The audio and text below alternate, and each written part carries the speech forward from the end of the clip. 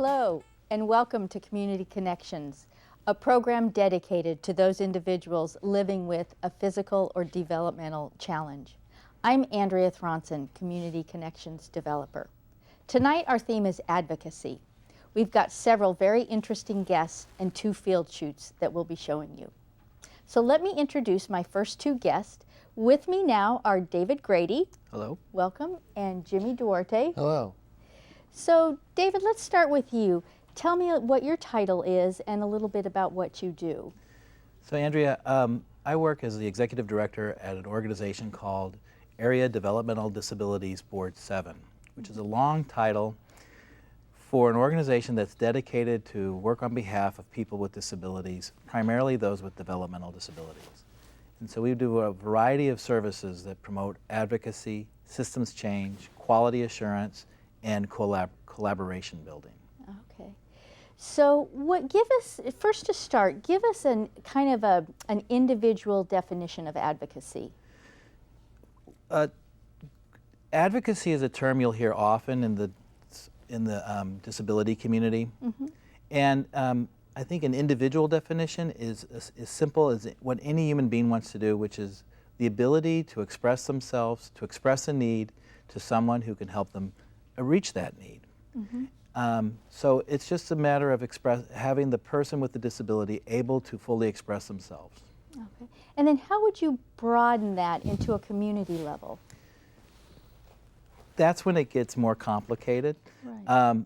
The need to it still depends on the ability for a person with a disability to express themselves. But I really think that community advocacy includes 3 things. One, it's the disabled community putting its voice together and putting its message together, mm-hmm. expressing that to the community at large. And then there's a requirement on the community's behalf, which is they need to listen, understand, and support. And then I think the third part of community advocacy is the training needed to help those with disabilities to express themselves and to help the community itself to understand how to work with those with disabilities. That's kind of the organizational component. And that's where I see Area Board 7 playing a major role. Right. Okay. Interesting. Very interesting. So Jimmy, why don't you tell us a little bit about yourself and what you do? Well, I've been trained to be an advocate from a very young age because I had to be my own advocate because no one taught me how to be an advocate. So I had to figure out a way to stand up for myself. Uh-huh. And in standing up for myself, I learned how to stand up for others too. I also learned what other people need to learn to be an advocate and see where the holes were in the system. Mm-hmm. And I began to just naturally fill those holes. Wow. of where they might be. Because a lot of the staff, whichever staff you may work with, whether it be in schools or in-home help or even group homes. Mm-hmm. Group homes are a place that it's basically like, sorry, forgive me, but it's basically like daycare. Okay. if you right. Adult daycare. Mm-hmm. And when the disabled world isn't stupid, we just need to learn to talk in a different way. Right. And the general public hasn't learned how to listen with empathy and a very dynamic way of learning to listen to what we have to say. Yeah. And so all of your voices need to be heard. Yes, but we all speak in many different ways. Yeah, that's the big kicker. Yeah, that's a really good point. Which kind of leads me into there's a theme that you talk about a lot, which is called self-determination. Mm-hmm. Can you talk a little bit about what that is? So again, self-determination really follows along with the idea about advocacy. And again, it's been a term that's been used ever since the disability rights movement started about a generation ago. Self-determination really is what it says. Remember, we come from a model of service delivery based on professionals knowing best and telling those who are in need what they should have. Right. That's a social work model. And it worked. It worked better than previous models before it. But it really does the problem with the social work model is it's not listening to the voice of the person with the disability. In self-determination, the idea is to flip the model around. And rather than having the professional tell the person with the disability what to do, where to live, where to go to work, those sorts of things, the model should be flipped around so the person with the disability is able to express to the professional what they want, where they want to live, where they want to work, what training they need to do that, how to stay healthy, all those sorts of things. Right. And self-determination is actually kind of I feel, the shape of things to come. In a system that's been really battered pretty heavily by the recent recession, the system didn't really hold up. The professional network wasn't able to deliver as it should to our disabled community. So what's needed now is for self-determination to again have this capacity for the person with the disability to ask, to request the service, but also have a means to have greater access to those resources. That is, have them also manage the budget that's associated with their services and that sort of thing. Wow. So in a way, self-determination is moving from a lowercase s, lowercase d, to a capital S and a capital D, where the individual with the disability and his support system, his network of friends and family, can direct services and kind of be in charge of their own budget associated with that as well. Right. Which is exactly what, Jimmy, what you were talking about, is that you need to develop your own voice and then figure out how to be heard. Exactly. But the older generation that hasn't taught the newer generation how to do that, because the older generation hasn't learned it themselves. Right, right. And how can a disabled brain or a dysfunctional brain, as the general health department would call it, learn to talk if nobody's there to teach it? Right, right. And they need that help. But they're over teaching it, and then they're not listening to it. They're not taking their own advice. Okay, yeah. So David, what would you say for people that are in this field or people that are dealing with this issue? What's your advice? What needs to happen next? Well, I think Jimmy brings up the point about doing it in a way that doesn't necessarily work, which tends to promote tokenism or having someone be there but not actually be in a decision-making capability. So for those who are, for those like me who are professionals in the field, our role is to, in a way, is to step aside, perhaps do building the stage from which the person with the disability can give their presentation or to deliver their message. And to do it, if we either we step aside or at least bring them to the table with us, so that in time we'll see people in the decision-making roles being informed by those with disabilities. And it really moves forward when those with disabilities are also in the decision-making roles. Right. So hopefully that's the direction we'll continue to go. That's the key, having Yes. them involved. Yes. So before we end our segment here, Jimmy, I believe that you have composed a poem, Yes, I have. and are you good with David reading it? If you would, That please. would be great. Yeah, this is wonderful. Jimmy showed this to me today, and it just kind of parallels exactly what we've been talking about. It's a Hebrew word for sharing ourselves, which I don't think I'm going to pronounce right, but it's Jimmy's titled it Kawoya. The ache that is given to us when we are born, to share, to know, to learn, to love, first ourselves, then our friends, brothers, lovers, and even others, whichever that may be. Then to share our joy, pain, wisdom, laughter, and life, we share ourselves. And in sharing ourselves, we learn from others. In the learning of others, they share themselves to the ones that are sharing. Yes, the point I'm trying to make is we are search and long for those who we can share ourselves with. And that's by Jimmy. Yeah, and I think that's exactly what we're talking about, is sharing ourselves and being heard. Exactly. Yes. So, thank you very much for this segment. And we're going to show now a video of some of our participants working out in the community, advocating for themselves. They're at Deer Hollow Farm. Have a look.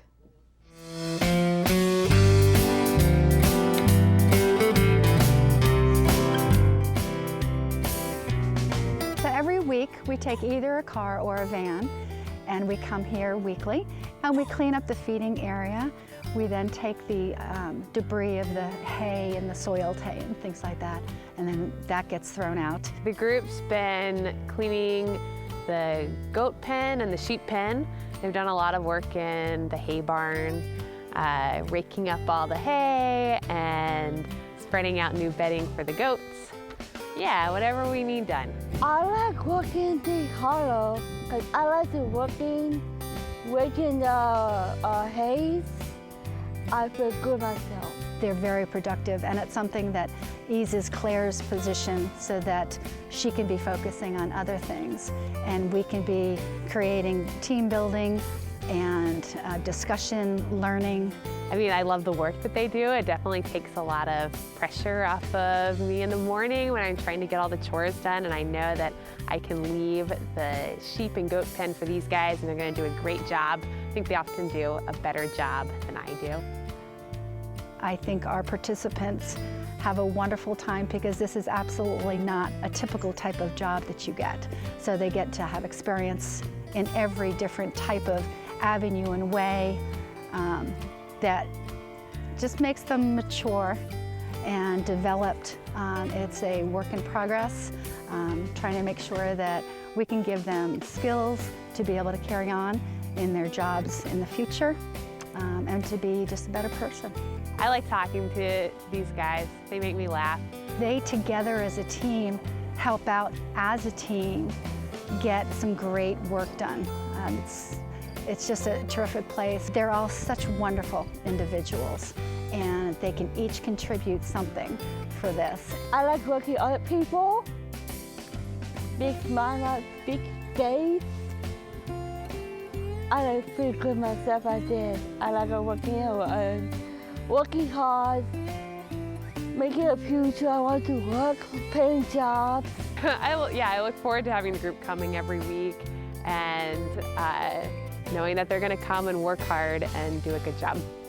It's a pleasure to work with all of our participants. I've learned that everybody has different abilities and can contribute in different ways to get the work done at the farm. I'm happy while working the hello. I love watching those videos because it really is showing advocacy in action with our community volunteers out there in the field giving back to the community. So with me now is Ellen Turbo. Welcome, Ellen. Thank you, Andrea. So Ellen, tell me a little bit about yourself and your story. Well, I'm a retired attorney, so advocacy is really kind of part of the profession. But now that I'm retired, I am advocating on behalf of nonprofits, the missions that I am passionate about. Wow. What's your personal story? Yeah, I can tell you the story of our son Matthew and how we became his advocates. Matthew died 2 years ago at the age of 36. But he was born with hearing loss. He was pretty much totally deaf, but with hearing aids he could hear speech, so he was verbal. At the age of about 3, we enrolled him in a program for the deaf in Palo Alto. It was a preschool program, but it became apparent that deafness was not his major difficulty. It was his behavior. He was not developmentally disabled, so he didn't qualify for all of the services through the regional centers, etc. We enrolled him in another program, preschool, and it quickly became apparent that he was not going to manage in that kind of classroom setting. So he was transferred to the Children's Health Council here in Palo Alto, where they have a multidisciplinary approach to the variety of difficulties that kids have in the classroom.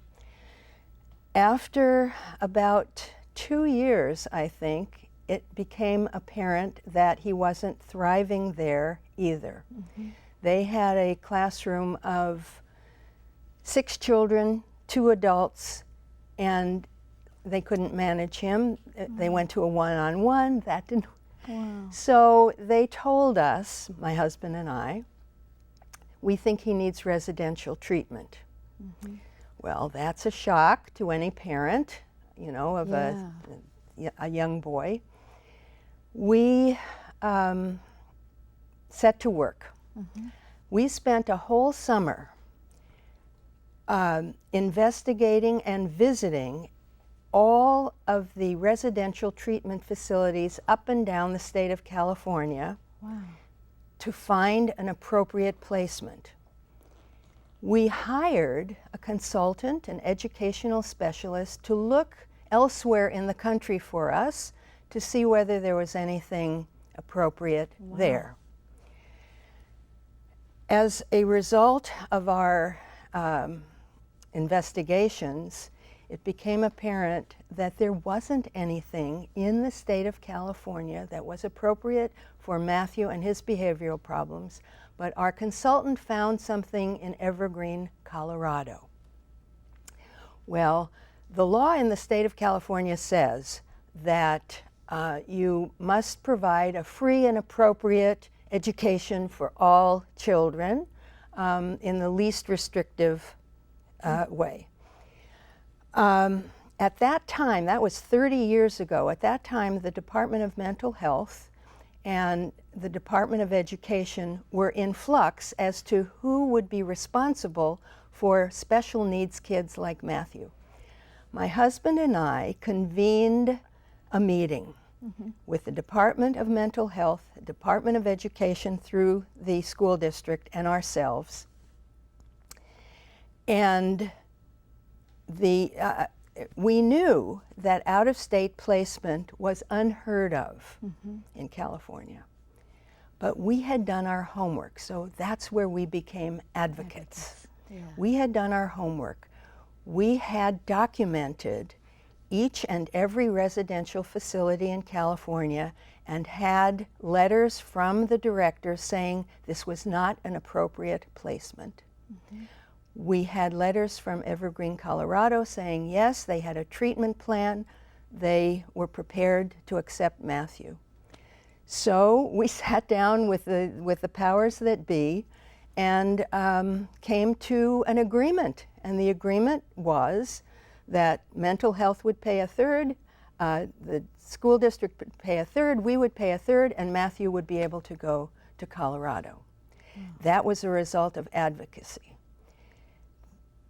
The problem really is, you know, my husband and I are educated. We had the resources, we had the wherewithal, we knew what we had to do. We made the case. Think of all the families that didn't have all those resources. Right. You know, and I really, I mean, I feel very sad that there were many children whose needs were not met. You know, their parents had perhaps language barriers, and these kids fell through the cracks. They did. That's my story. I mean, I have another, the saga goes on. But Right, that's hardcore advocacy. I mean, that is nuts and bolts advocacy. And we need to wrap it up, but what would you say in one sentence to parents to encourage them? I say, be persistent. Don't give up.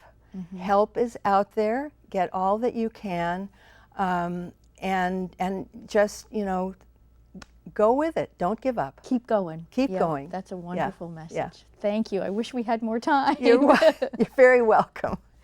So another way to advocate is some of our participants at Abilities United have decided they wanted to create a film team. So they went out into the community and filmed a video called Using Our Community Resources. Let's look at what they came up with.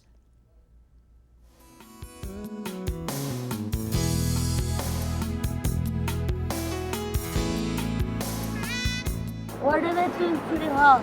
At the City Hall, they have jobs, which are careers. They hire other people to help with other jobs. They make the rules, and the people have to follow it. We are at the Toronto Library. What do you like to do at the library? I like to look at books a lot sometimes. What books do you read? Kitty at church. Today we're at the Palo Alto Police Department. What are the crime trends? So here in Palo Alto, our crime typically revolves around property crimes, which means that things such as burglaries and thefts and shoplifting. And a lot of those things are happening quite often right now. Can you give 3 safety tips for the summer? When you go out of your house during the summertime, we tell people to utilize your air conditioning if you have it, instead of leaving doors and windows open or unlocked. If you go out of town on vacation, we like to tell people to let their neighbors know that they're gone so they can keep an eye on their house. And if there's anything suspicious in their neighborhoods when the weather's nice and there's a lot of people walking around, we want people to be eyes and ears for us and call those things in.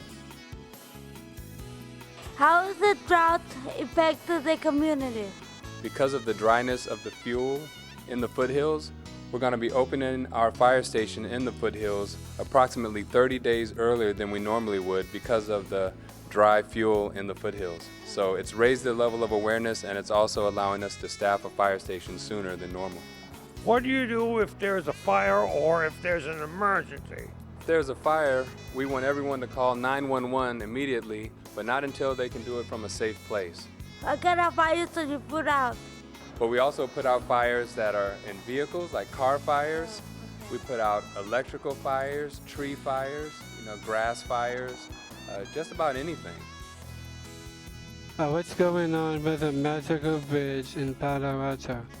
So the Magical Bridge is a 2-acre new playground at Mitchell Park with a playhouse, a stage, every kind of slide and swing that you can imagine, completely designed for all children without barriers. We're both abled and limited children can play together with their caregivers. There's even, it's close to Stevenson House, and of course it's right in your backyard at Abilities United, which will be a lot of fun. Thank you very much for your honor. Well, thank you very much. It's been wonderful being here, and it's wonderful to have you here at the fire station. Thank you. You're welcome.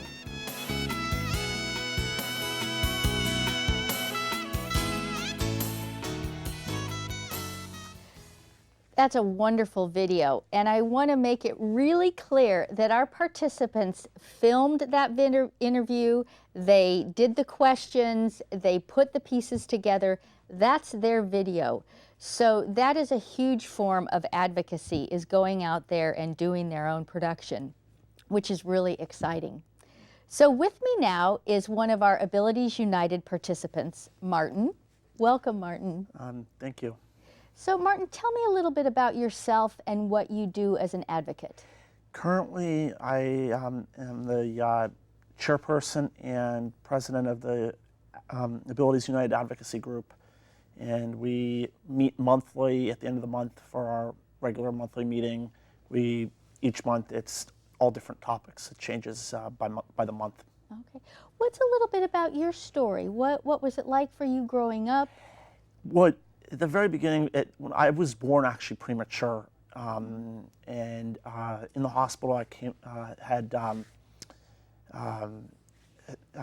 what was called hydrocephalus, where the brain, it just started growing and growing, wouldn't stop growing, and it just caused major problems. I started having learning disabilities, and that's what it just came out. That's where my disability arose from, was from the premature birth and then all the issues I had in the hospital.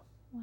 So how young were you when you realized you needed to have your voice heard and you needed to stick up for yourself? Probably when I think it was when I turned 21, I saw that their voices weren't getting heard. And so I wanted to make sure that they get heard and whatever they were trying to advocate for got taken care of. What was it like for you going through school? It was not easy. Especially with I had concentration problems. It was just very hard, and then it didn't work out for me in college because keeping focused on one topic was very hard for me. So what would you say to people who know that they need their voice to be heard but don't know what to do?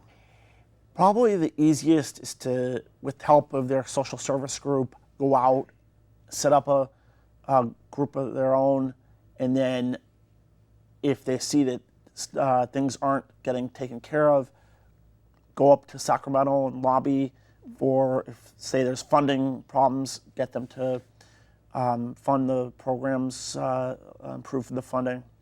Did you go to Sacramento? Yes. I heard that you did go to Yes, Sacramento. I have gone about 3 times so far. Wow, and what was that like? It was a lot of fun getting to speak with the state assembly and state senators. What sort of feeling do you get inside when you have learned about an issue, brought it forth to the community? What's that like for you? It just makes me happy to know that I'm getting my voice heard and trying to help other people get their voice heard. And what do you think the future needs to hold for advocacy? People need to go out, and if they see that their issues aren't getting taken care of, go out, advocate, make people aware of the issue that is not getting fulfilled, and get their voices heard. Which is really important, which Yes. is one of the reasons you've started the advocacy group at Yes. Abilities United. Yes, definitely. Have you seen a change in people once they get Yes, involved? very much. More self-esteem, Yes. more self-assertion, Yes, definitely. which is really, really positive. Is there anything else that you want to say to encourage people to? What I would encourage is definitely go out, get your voices heard, and that's the easiest way to do to advocate for yourself. Yeah. Well, it seems like your life took a real turn when you started to realize, hey, I got to do this for myself. I'm going to go out there and be heard. Yes. Seems like the trajectory of your life just went straight up. Yes, it has. Yeah. Well, you are very much an inspiration to all of us. Thank you. And we appreciate it. Thank you. So, as you can see, advocacy is one of the hot topics, and it's really moving forward. I think it's really important for all of us to hear each other as individual and to assert our needs and make sure that we're heard, because everybody deserves to have a voice in the community. Thank you for joining us at Abilities United presents Community Connections.